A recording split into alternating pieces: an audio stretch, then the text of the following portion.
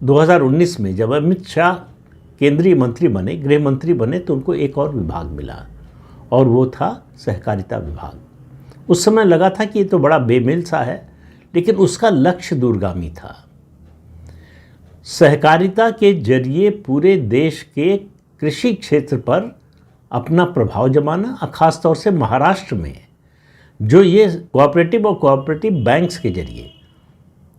तो बीजेपी सरकार ने क्या किया, पहले तो जिला सहकारी बैंक जो थे उनकी निगरानी राज्य सरकार के उससे निकालकर सीधे दे दी आरबीआई को, और उसमें जो पॉलिटिकल अपॉइंटमेंट थे वो बंद कर दिए।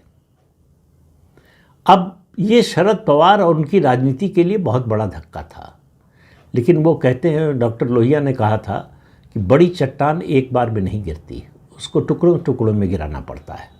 भारतीय जनता पार्टी ने वही रणनीति अपनाई। शरद पवार का राजनीतिक किला जो है उसने टुकड़ों टुकड़ों में तोड़ा, एक साथ नहीं तोड़ा। कभी साथ मिलाकर तोड़ा, कमज़ोर किया, कभी जो है विरोध करके। शरद पवार ने अपने राजनीतिक जीवन की सबसे बड़ी भूल की 2019 में, जब उन्होंने उद्धव ठाकरे को भाजपा से अलग करवाया, बगावत करवाई, धोखा दिलवाया और सरकार बना ली। वो उनके जीवन का कह सकते हैं कि पिछले 11.5 साल में हाईएस्ट पॉइंट था, वहाँ से वो नीचे ही गिरे हैं और अब ऊपर उठ पाने की क्षमता भी उनकी नहीं रह गई है। तो 2019 के बाद से जो शुरू हुआ सिलसिला, सिर्फ 2.5 महीने वो सरकार चली जो शरद पवार ने बनवाई थी, तो महाराष्ट्र की राजनीति के चाणक्य जो है चारों खाने चित गिरे। एकनाथ शिंदे को तोड़ा भारतीय जनता पार्टी ने, उद्धव ठाकरे से उनकी पार्टी छीन ली, उनके पिता की राजनीतिक विरासत छीन ली, पार्टी का सिंबल छीन लिया, पार्टी का नाम छीन लिया। पवार परिवार में दो फाड़ करवा दिया।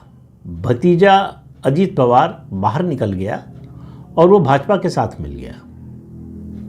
शरद पवार को लगा, एक उनकी रैली थी लोकसभा चुनाव के समय की, याद कीजिए, जब पानी में भीगते हुए उन्होंने रैली को संबोधित किया था, जब उनके यहाँ उससे एक दिन पहले ईडी वाले समन लेकर गए थे। तो महाराष्ट्र की राजनीति के तथाकथित विशेषज्ञ उन्होंने कहा कि ये टर्निंग पॉइंट है महाराष्ट्र की राजनीति में।